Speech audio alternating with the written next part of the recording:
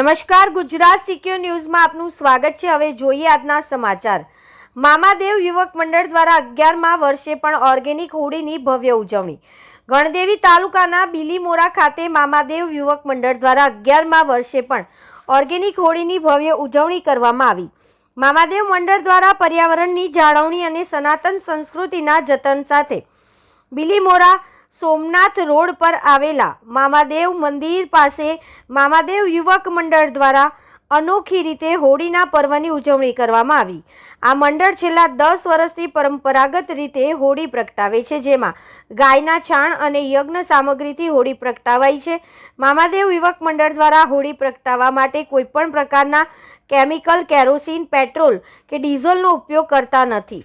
હોળીમાં ગાયના છાણા, દેશી ગાયનું ઘી, ગુંગળ અને વાળો અન્ય પવિત્ર યજ્ઞ સામગ્રીનો ઉપયોગ કરી હોળી પ્રગટાવવામાં આવે છે, જે પર્યાવરણ માટે શુદ્ધિકરણનું કામ કરે છે। હોળીના દર્શન માટે મોટી સંખ્યામાં લોકો ઉપસ્થિત રહ્યા।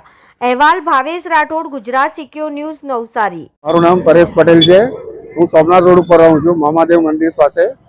અમે એક મંડળ ચલાવીએ છીએ, મામાદેવ યુવક મંડળ, જેમાં આખા વર્ષના દરેક તહેવારો અમે એકદમ સનાતની રીતે ઉજવવામાં આવે છે। અહીંયા આ વર્ષે જે હમણાં હોળીનો તહેવાર છે, આ હોળી અમે છેલ્લા 10 વર્ષથી, એટલે આ અમારો 11મું વર્ષમાં પ્રવેશ છે ઓર્ગેનિક તરીકે। એટલે ગાયના ગોબરના છાણા, એની અંદર દેશી ગાયનું ઘી, ગુગળ, વાળો, એવી જે પણ આપણે યજ્ઞની સામગ્રી હોય એવી યુઝ કરીને આ હોળિકાનું પ્રગટાવીએ છીએ। એમાં કોઈ કેરોસીન, પેટ્રોલ, ડીઝલ એવું કંઈ નથી નાખતા। અને છેલ્લા 11 વર્ષ, આ 11મું વર્ષ અમે પૂરું કર્યું છે।